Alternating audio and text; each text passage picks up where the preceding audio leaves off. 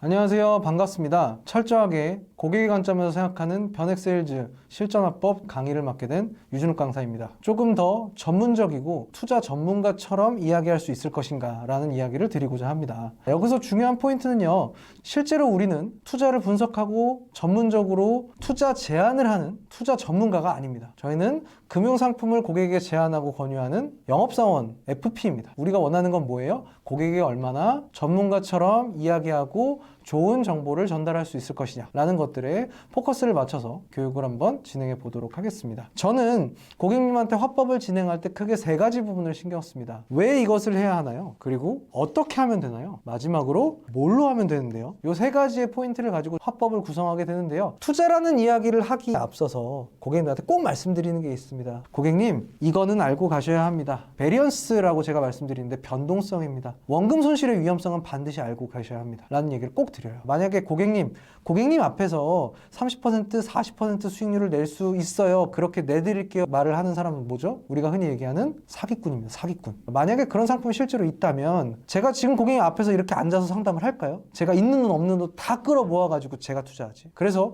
실질적으로 그런 것들은 없다. 원금 손실의 위험성은 반드시 있다. 단 당신의 급여에서 10% 정도를 가지고 우리가 투자를 한다라고 했을 때 그 투자에 대한 손실이 나더라도 그 손실 정도는 감수하셔야 합니다. 예를 들어서 20만 원씩 12달 240만 원 정도를 우리가 기본적으로 한다라고 했을 때 10%의 마이너스 수익은 24만 원 마이너스 수익입니다. 한 달에 2만 원 마이너스가 나는 거예요. 한 달에 2만 원도 손해보고 싶지 않다라는 생각을 갖고 계신다면 이거 하시면 안 됩니다. 그럼 뭐 해야 될까요? 일을 더 하셔야죠. 라는 이야기를 저는 앞에 드립니다. 자, 그러면 뒤로 넘어가서 투자라는 건 뭐냐면요. 우리가 경제활동을 할 때 새롭게 추가된 자본소득의 증가분입니다. 투자는요, 이런 것들 때문에 해야 합니다. 시드머니. 인생을 바꿔줄지 모르는 그 씨앗과도 같은 돈, 종잣돈을 준비하셔야 합니다. 두 번째, 소득 구조 때문에 그렇습니다. 그리고 마지막 이유는 일반 금리의 한계 때문에 그렇습니다. 이는 물가를 절대 따라갈 수 없다. 투자는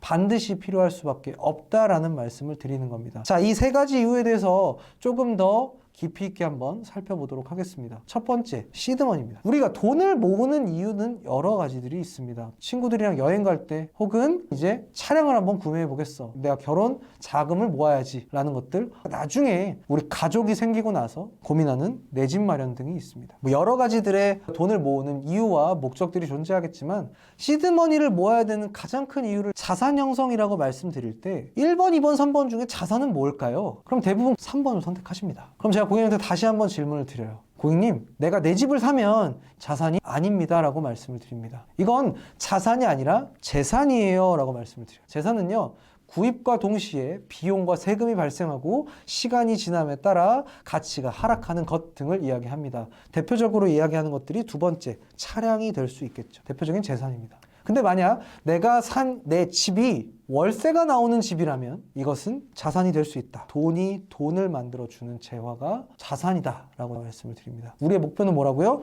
자산을 만드는 것. 돈이 돈을 만들어서 자본소득을 형성시킬 수 있는 하나의 방법을 우리는 고민해야 한다 라는 것들을 말씀드립니다. 두 번째, 여기 홍길동이라는 고객님이 계십니다. 나이는 30세 정도로 회사에서 근무하신 직장인이십니다. 재무적인 관점으로만 보자면 장점과 단점이 명확하게 존재합니다. 홍길동 고객님의 가장 큰 장점은 뭐냐면 일단 나이가 어려요. 아직 일할 시간은 남아있다. 두 번째, 앞으로 연봉 상승의 가능성이 높다. 내가 경험이 쌓이고 노하우가 쌓인다면 내 연봉 가치는 점점 올라갈 수밖에 없습니다. 근데 가장 중요한 치명적인 단점이 한 가지가 있다. 경제 활동 가능 기간이 내가 돈을 써야 하는 소비 기간에 비해서 압도적으로 짧습니다. 우리는 60세까지 일하고요. 돈은 100세까지 써야 합니다. 우리는 반드시 경제 활동이 가능한 기간 안에 경제 활동이 끝나고 나서도 현금 흐름을 만들어낼 수 있는 자산이라는 걸 형성해야 한다라는 말씀을 제가 계속 드리는 겁니다. 그러면 수많은 투자 방식들이 있지만 왜 하필 변액을 이야기하는 건데요? 라고 한다면 이 세 가지의 단어를 가지고 고객님한테 말씀드립니다. 고객님, 3년 정도 투자하신다고 했을 때 펀드가 좋을 것 같으세요? 변액이 좋을 것 같으세요? 라고 이야기를 한다면 고객님은 이렇게 얘기합니다. 잘 모르겠는데요? 저는 자신 있게 이야기 드립니다. 펀드가 훨씬 더 좋습니다, 고객님. 뭐라고요?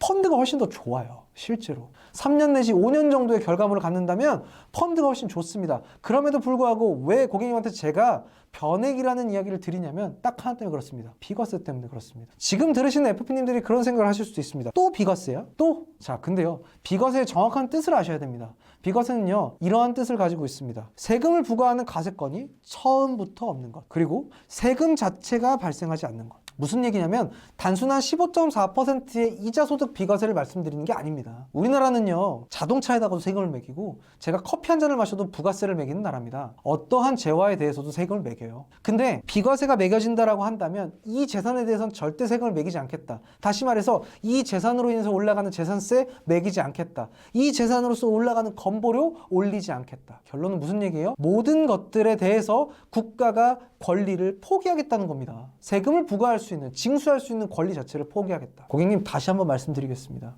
똑같은 주머니가 있어요. 두 가지 주머니가 크기는 똑같다라고 할지라도 여기다가 넣으면 재산에 잡히지 않고 잡히고, 이런 형태들입니다. 당연히 재산에 잡히지 않는 게 좋겠죠. 그래서 반드시 비과세를 할 수 있는 형태의 투자가 필요하다라는 말씀을 드릴 수 있을 것 같습니다. 많이들 어려워하실 수도 있고 내가 처음에 어색하게 다가올 수 있습니다. 근데 중요한 건 뭐냐면요, 고객에게 전문성을 전달하기 위해서는 충분한 지식과 그리고 정확한 발음과 정보 전달이 필요합니다. 제가 한 가지 약속드릴 수 있는 건 뭐냐면, 이것들을 연습해서 고객님한테 실제로 전달했을 때 진짜 전문가스럽네요 라는 말씀, 어떤 답변은 충분히 들으실 수 있을 거라고 저는 확신합니다. 현장에서 써보시게 된다면 좋은 결과가 있을 거라고 확신합니다. 들어주셔서 감사합니다.